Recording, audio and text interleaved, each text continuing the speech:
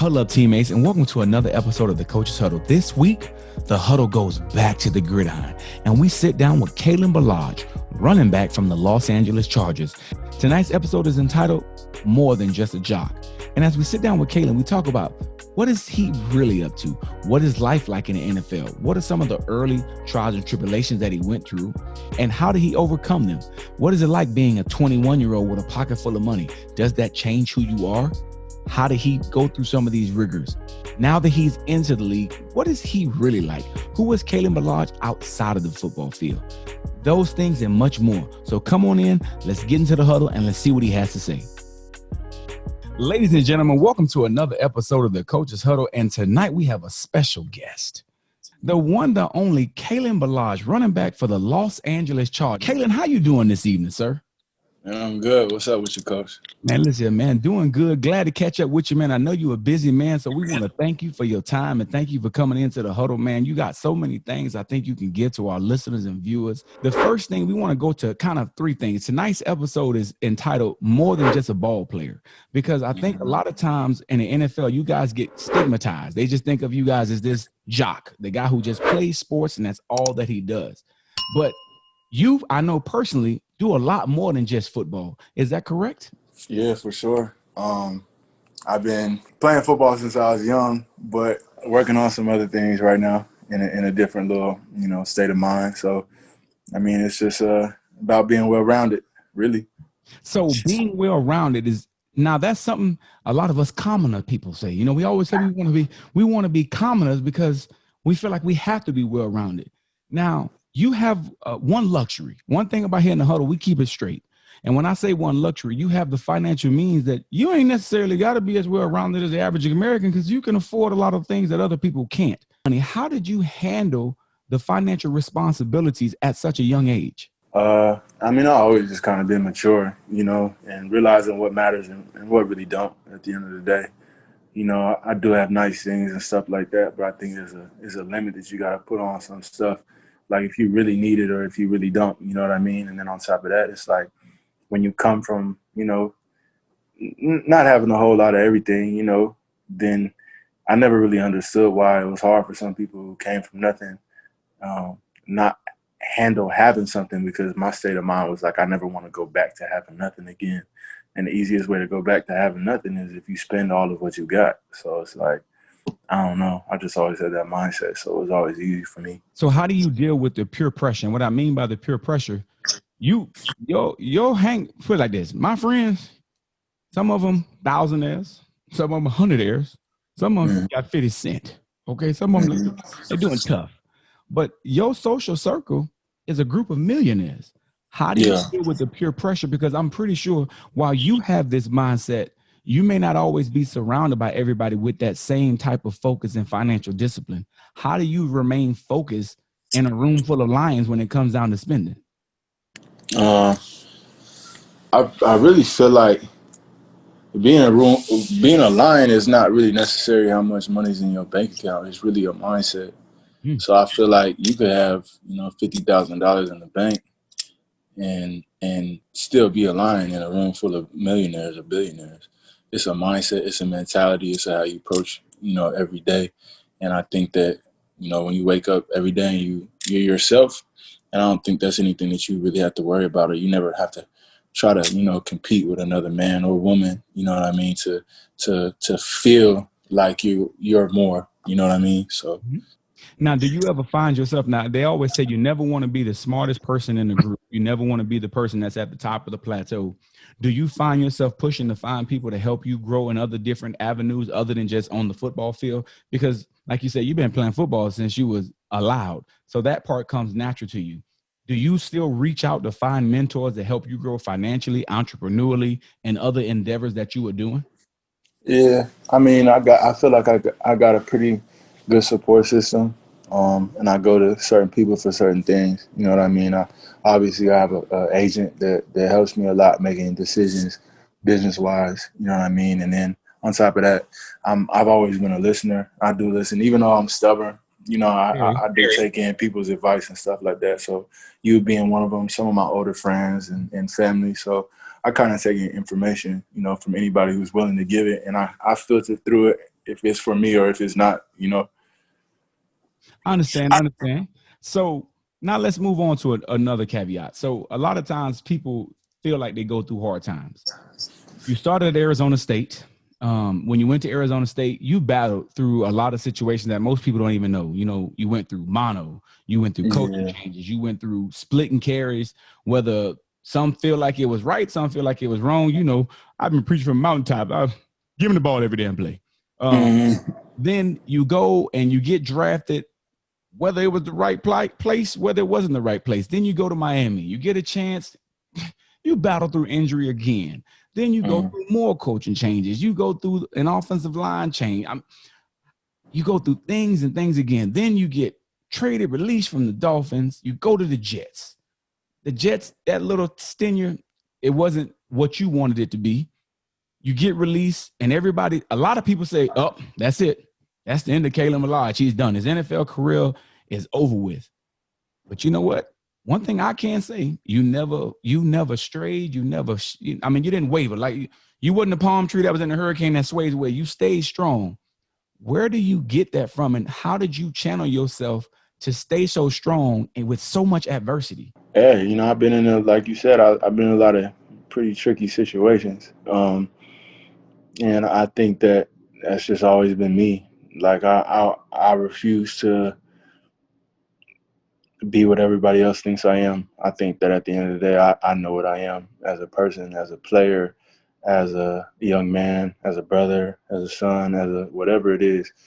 I feel like I can do everything at the highest level. You know what I mean? So whenever there's doubters or people saying that I can't do something, or whenever I'm put in a position where it it seems like there is no light at the end of the tunnel, I always, you know, come out the other side of it because I just have that mindset. Like I said, that's a part of being that lion. That's that you don't have to have $1 million in your bank account to have that type of mindset. That type of hunger is just something that you have to have. So how about this? Let's take a different cap and let's make you Kalen the psychiatrist. How would you advise somebody else to adopt the mindset that you have as they're going through adversity? What would you tell somebody who's going through that tough time, who's battling through that injury, who's going through fighting for that roster spot, or not even sports related, who's just going through a tough period in life? What advice would you give him or her to get over that hump? You just got to keep going. It's like it's just that positive mindset every day. And I'll be honest with you, you know, there's days for me where it's like, man, some days I don't care what nobody says. Some days you don't want to get out of bed. Some days it's hard. Some days you feel like, dang, why am I doing all of this? Or why am I doing all that? It's not getting me nowhere. But it's like you making small gains. And something that somebody always told me was just get better by a blade of grass each day. And, you know, that might be some football terminology. But before you know it, you have a whole field worth of grass, you know what I mean? And tools and skills that you can choose from. So, and I think on top of that, it's the mindset of you already got this far. If you go back, you know what I mean, then decide you really want to go there, then you got to start from scratch. You know, it's like you might as well just keep going. You made it this far, you know. So I think that I would just tell somebody to just be positive and remain steadfast and humble and continue to, you know, just grow every day, learn a little bit every day. Don't feel like you know everything, you know, and I think that's the most important part. How important is it to have a strong team around you to help you as you go through these challenges in life? It's important for sure. I know even my family sometimes wish I would lean on them more because I kind of just, when stuff is going on in my life, I kind of get more quiet. I kind of get more to myself. So I know for sure there's some people that might be a little agitated, upset with the way I handle things, but you know, I feel like it's got me this far. So I gotta, you know, I got a way of going about things. And I think every individual has to figure out what his or her process is.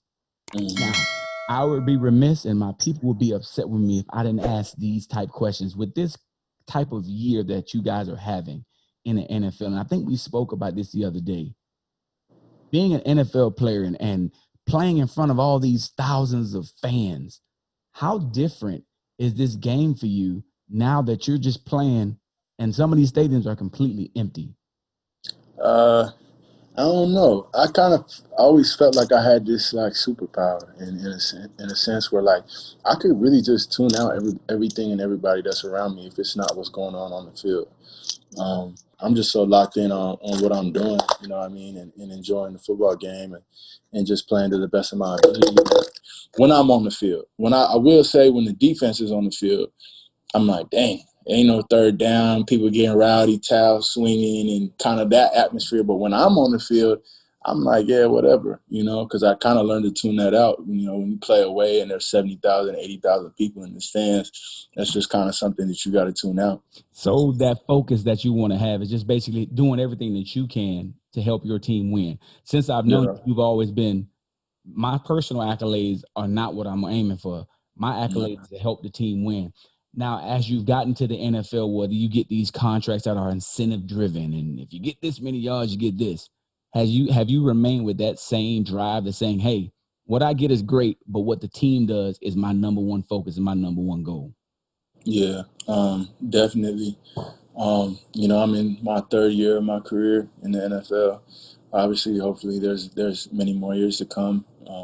I love it here in Los Angeles so far, but I don't ever catch myself like, well, what yardage am I at now? I got 40 now. I got 50 now. Okay, I need 40 more. I need 50 more. I need 30 more. Okay, I need a couple catches and at least 20. I don't be thinking like that. Like I be looking up at the scoreboard and beginning of the half did we win, and then the second half did we win. You know what I mean? And if you win both halves, you win the game. So that's really what I be thinking about. Now that you've been in the league for 3 years, now that you're no longer a rookie, you ain't carrying pads, you ain't carrying helmets, all that other good stuff that they talk about the rookies do.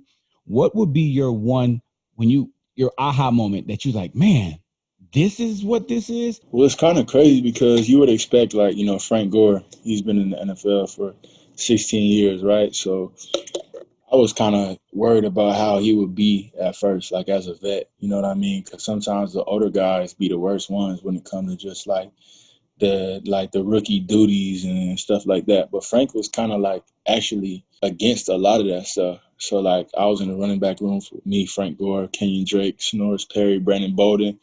It was a couple of us in there, and they was actually more bent on that stuff than Frank was. So a lot of the stuff they told me to do, Frank was like, "Yeah, he's not doing that." And me and Frank really just we kicked it off from jump, and he kind of took me under his wing, kind of like almost like some little brothers, type stuff. So he really ain't let them do a lot of the stuff that they really wanted to do, to be honest. So at the end of the day, I ended up just getting them like snacks, chips, candy and stuff like that for the running back room. So when we all came in, they could snack and stuff. But other than that, I really ain't had to do too much. So it was cool. It was nice to have that mentor, to have that person Yeah. that was for you.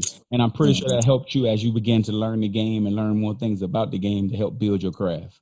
For sure. I just remember, like I said, he just took me under his wing. So like everything that I did, he was like kind of like amazed at kind of someone of my stature, how I was able to move the way I was able to move. Good feet, good hands, good routes, good cuts, good vision, good blocking ability, like all that stuff. So, Frank has played with some of the best of the best of the best. Coming out of college, he played with some of the best.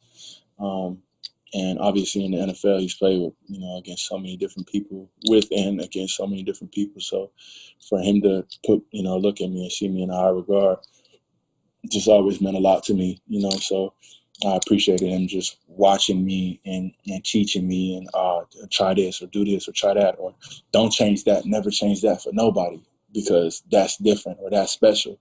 Don't do that. Don't switch that up. So it was a lot of like him just giving me little tips, but not taking away from who I am as an athlete and as a player. Now, I know when you're in high school, you have your team for 4 years and then you graduate. When you're in college, not many people transfer. But when you get to the league, it's a business. So the Hmm. team you have this year is going to be a completely different team that you have next year. How hard is it to kind of build that camaraderie or hold on to that camaraderie when people change teams and go to different locations? Yeah, so my first 2 years in Miami, it was a lot of change, especially last year. I remember I got injured the 12th game of the season. There was 4 games left in the regular season, and when I came back for to get my leg worked on after I got it injured. Probably like 3 weeks later, there was one game left in the season.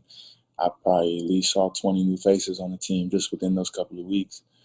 So I think that it's good and it's big for an organization to bring in guys that they can keep around for a very long time, because a lot of the going in and going out doesn't give the team the opportunity to bond, in the right manner. So yeah, it's a business. You will see, 1, 2, 3, 4 guys maybe coming or going, but I didn't never ever seen nothing like what I saw last year with the Dolphins. It's 30, 40 guys that are completely different faces and everything. So I think that it's a challenge more in the league than in college, because you kind of expect certain people to be around, but it's just something that you got to deal with. That's just the business and the name of the game. Now, I will tell you this: the Los Angeles Chargers, the coaching staff, and damn sure the commentators. I heard one commentator say, "Never take this guy off the field." So things are definitely they fall in love with that old Hudrico. Nobody know about that Hudrico, man. Yeah. I don't Yeah. drop the secret out here, man. But Yeah. so it's great to see things going well. But here's what I want to get into, man. What are some things that the people don't know about Kalen Ballage, man? Let's get some secrets, man. I want to Coaches Huddle exclusives.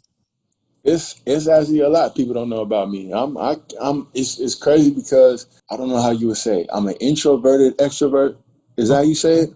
I'm gonna go whatever. You say what you want. You're grown. It's like I'm outgoing to the people that know me, but to the people that don't know me, you would never suspect a thing. I might be shy. I might seem kind of coy. I might seem whatever. So there's a lot that people don't know about me. I'm kind of like a mysterious man, jack of all trades, can do a little bit of everything. So Okay, those seconds. You're gonna make me pull it out you. Okay, here we go.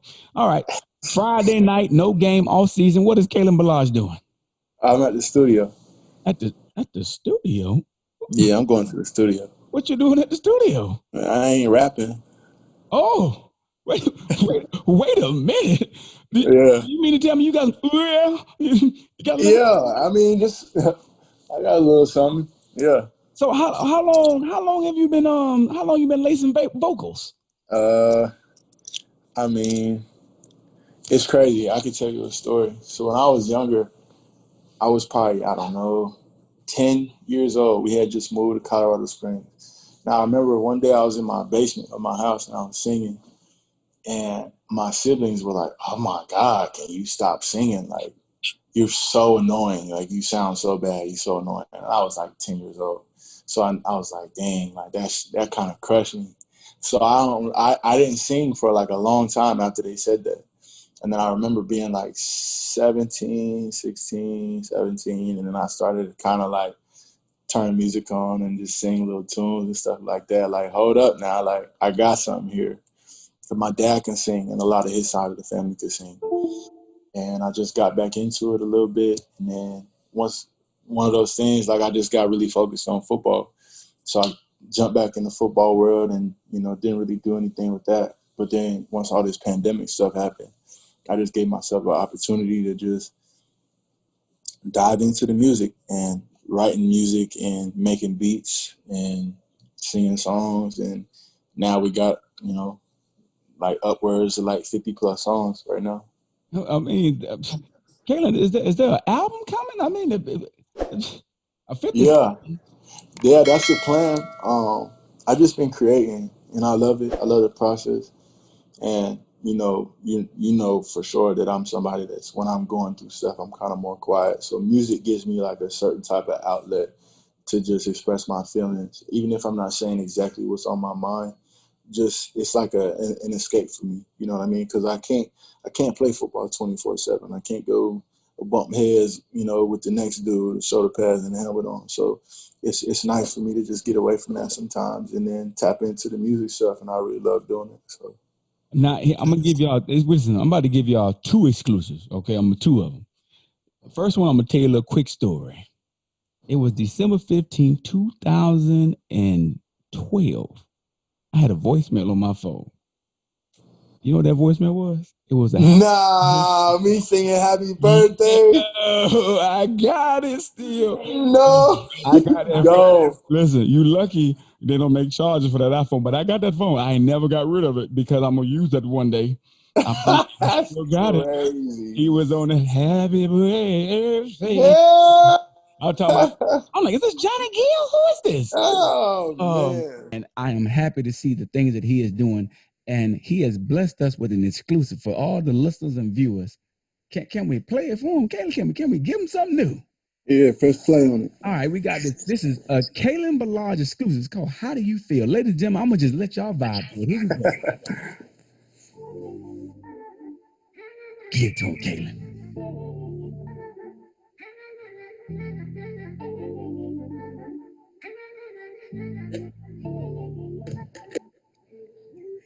I wanna know what makes you laugh, know what makes you cry, know what makes you comfortable before you sleep at night. I wanna know.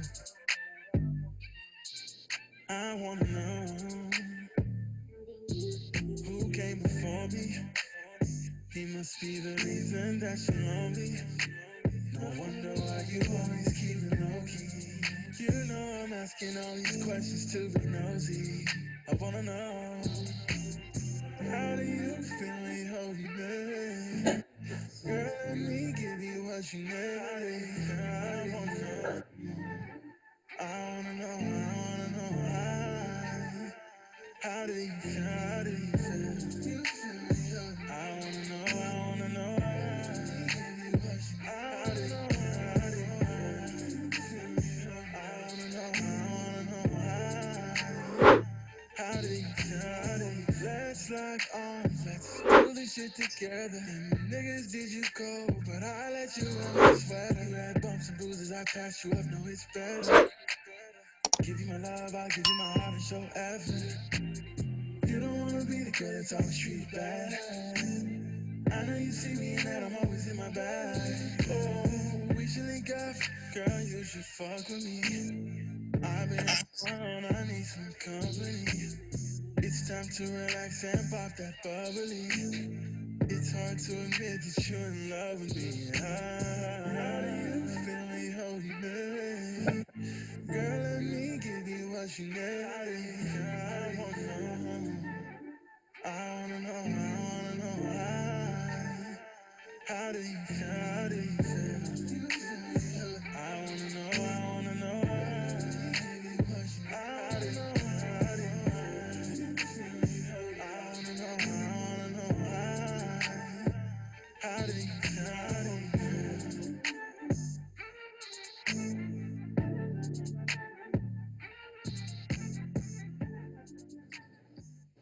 Oh, okay. Listen, ladies and gentlemen. Listen, we just gave y'all a Kalen Ballage exclusive, man. Listen. Yeah. So before we go any farther, man, because there's going to be some people who going to hear this and going to say, hey, how do we get some more? So, Kalen, Yeah. you have to be able to come with it, man. So we're going to need to know. Yeah. So y'all just gonna have to follow the journey. You just gonna have to follow me on Instagram, Kalen Ballage, no underscores, no none of that, at Kalen Ballage. And really just follow the journey. Like I said, I got a lot of good music that I feel like is about to come out.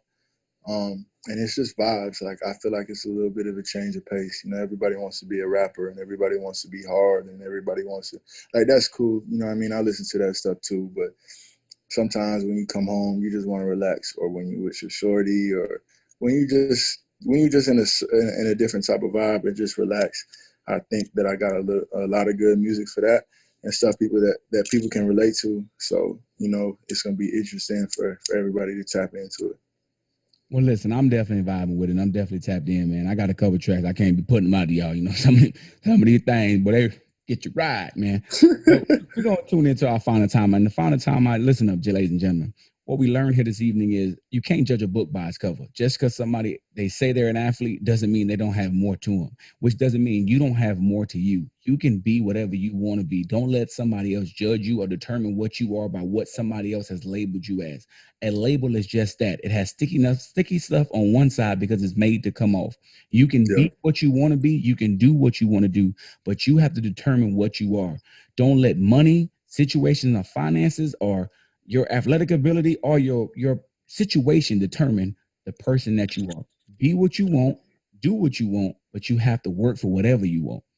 Mm-hmm. Ladies and gentlemen, we'd like to thank our guest, Mr. Kalen Ballage, for coming on this evening, dropping us with a hot track. You know what I'm saying? We got that goodness out here, man. That's another episode of Coaches Huddle in the books. I appreciate y'all. Peace. Yeah.